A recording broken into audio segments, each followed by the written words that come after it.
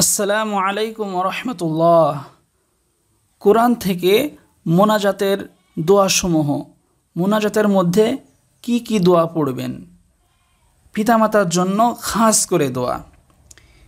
এই দোয়াটি এসছে সূরা বানি ইসরাইলের আয়াত নম্বর 24-এর।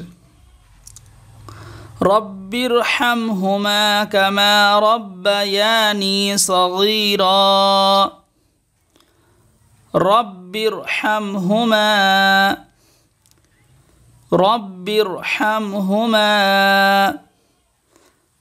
কামা রব্বায়ানি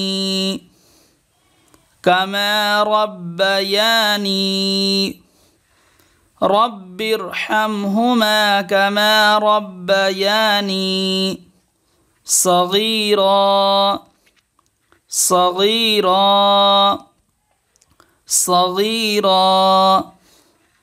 রব্বিরহামহুমা কামা রব্বায়ানি সগীরা।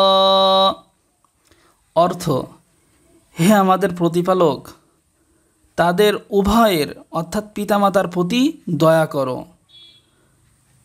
যেমনভাবে তারা আমাকে শৈশবে লালন পালন করেছেন।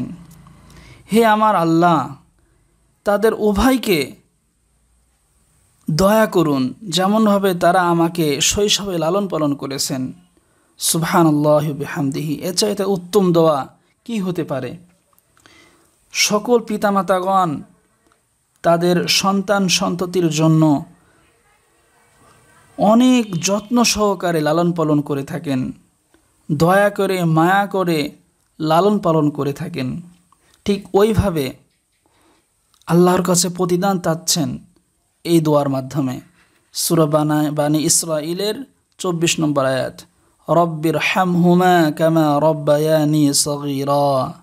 রব্বিরহামহুমা কামা রব্বায়ানি সগীরা। মুনাজাতের ভিতরে আপনি বেশি বেশি পিতামাতার জন্য দোয়া করবেন। আল্লাহ আপনাকে আপনার মনের আশা, আপনার এই দোয়াটা কবুল করে নিক। আমিন।